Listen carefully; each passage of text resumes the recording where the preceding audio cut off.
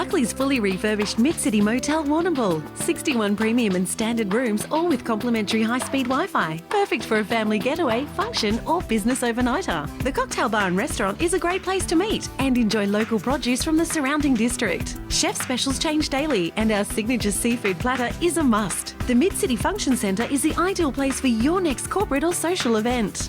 For your first choice in accommodation and hospitality, choose the iconic Mid-City Motel Warrnambool. Well, welcome to GDFL TV. We're in the centre of town and we've had plenty of action over the first 2 weeks. Some clubs have done well, others bit of a surprise in results. So let's talk to the non-playing coach this year for Thompson in Brent Squizzy Taylor before his game against the Hawks. We're out here at the magnificent Inverleigh ground. Look at that tree in the background. It's fantastic to be out in the country. Noel, if you could pan up, look, what's that over the back there, Noel? It's over the back there. I don't know what... That's a storm. Brent. We're here with Brent Squizzy Taylor, the coach of Thompson. Looks by the look of that, Brent, we're going to have to kick with the wind.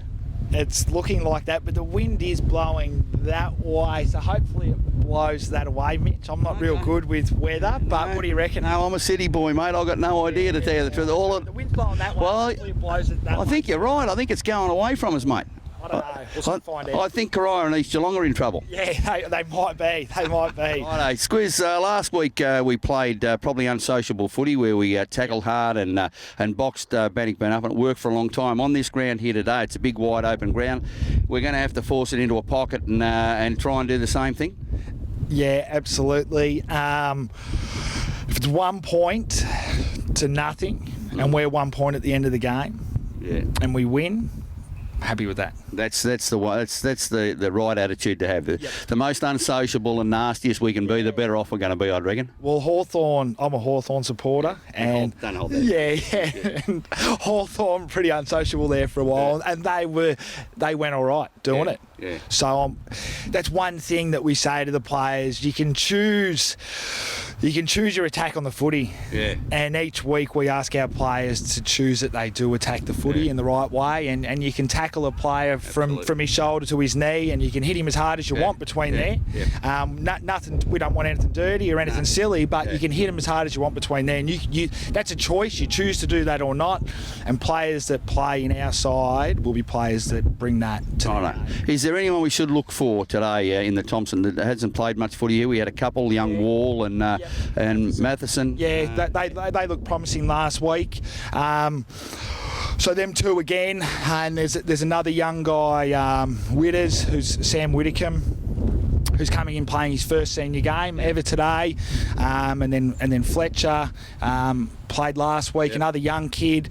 So there's plenty of exciting things there. We've got some young kids in there. It's probably not quite the top end players we had last year, but I reckon we've got more of an even spread. Last week I noticed from the sidelines that there was a lot I could do until we got a couple of injuries. You could swap guys around on the ground, where last year was a bit restricted. Guys were sort of one position, where this year it feels like there's a bit more flexibility in what we can do with the players we've got. So that's positive. One more for you, Josh Kennedy Hunt. He's come with a massive reputation for Inverleigh. How do we stop him? Because they said last week he was just about unstoppable. Yep. So my theory on any forward, it doesn't matter if they're this good or if they're no good, they're only as good as the supply they get, and they're only as much as the other backmen help out his opponent. If they don't help him out and the delivery's good, then any forward can be a good forward. So first of all, the backman's got to be tied on him, but then also the other backmen have got to be helping him out, and then midfielders have got to be doing well to stop the delivery. So that's the way I look at it. It doesn't matter how good or how bad the forward is. It's a team effort, and the back six have got to work together on helping that one or that other player out to stop him. Yeah. So in a nutshell, Squiz, you'd sum it up by saying you're going to get a real effort out of the Thompson boys today, regardless of the score. We're not looking at that at the moment. We're just after effort. Yeah, absolutely. And like I said, we say to the players all the time, we bring effort, and our effort's there, and our tackle pressure, then we know we're going to be in the contest. We're going to be in the game, and then that other stuff, the rest of the stuff, the score and all that, that'll sort itself out. But if our pressure's there, then we believe we're halfway there in any game. So Yeah. Good on you, Squiz. Thanks very much, Squizzy Taylor, the co-coach of the Thompson Footy Club. And I'd just like to say here in public, the boys are doing a great job, and I really mean that because I'm a harsh critic, and you're doing a fantastic job. Well done. Good stuff. Thank you. Beautiful. Well, Thompson now host Belmont Lions at the Godfrey Street Oval. Across the road, we also have many developments at East Geelong. They just got their first win over Corio, and after the game, I was able to catch up with one of their forwards in Jake Smith. Well, Jake Smith, this man standing right next to me, put on a goal-kicking shots on goal performance. I think 2-2 in the end, but more importantly, East Geelong have that win. Take us through the week, because it's been a very big week for this football club. Oh, well, it's been a big year, actually. We've had a really good pre-season. We've really worked hard. We've had a couple of really, really good ins, and they're really all performing. Our backline's coming together now. It's just been a big hole because obviously everyone has to get to know each other. I think it's starting to connect and give us a couple of rounds. I think we can start making a bit of havoc in the ring. Yeah. 121-point loss in your first round to the Hawks. Again, I don't want to bring up the bad because we have got a great night tonight, but what did Shane Bailey say after the game during the week? Did you have to do the extra running on the track? How did he go about it? Tuesday night was pretty rough. Yeah, he kind of thumped us around a bit, showed us what we did wrong. We went through a lot of structures. A lot of our downfalls were from our kick-ins. They didn't kick very accurately, but they kept rebounding off our kick-ins, and it just kind of turned a bit sour on us.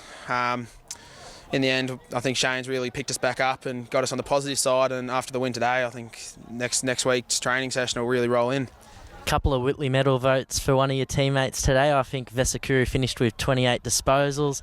Dana kicked 3 goals. Well, you got a few goals yourself. Who are the players you'd like to put the spotlight on this week? Well, Ruben played outstanding, but I'd really like to put it on the back line. I think without the consistency, and they had a lot of inside 50s. Without our back line playing how they did, you got Jacob Nawadi, Josh Belitho, those kind of players really stood up and took their key forwards and kind of played off them a bit and worked to our strengths instead of their strengths. So I'd like to give it to the backman over the midfield. Well said on the field, and now off the field we've got a big night in the social rooms. We're getting behind Quinn O'Leary, obviously very important story for the playing group. Yeah, well, before the game we actually came out and said we're playing this for Sean. He's a massive influence at the club. Really bad story. Quinn's doing all right, but we'd like her to obviously do a bit better, so it's just a bit of a fundraiser, get all the boys around, get everyone from the club coming down, spending a bit of money, going all up to Quinn. And you'd agree that's what footy's all about. It's not just the white line fever, it's community getting together, and you guys are one of the best off the field, so congratulations on the win. On and off the field. Thank you very much. Well, we've gone from East Geelong's opening goal kicker in our match of the round to Corio's opening goal kicker, but he used to wear East Geelong's jumper last year. That's right. Veteran of over 290 games, Barry O'Toole. Well, we've just had our round 2 match of the round, East Geelong and Corio. Barry, you've worn both jumpers in the last 6 months. Wasn't the result you got, but you must have loved those 5 goals.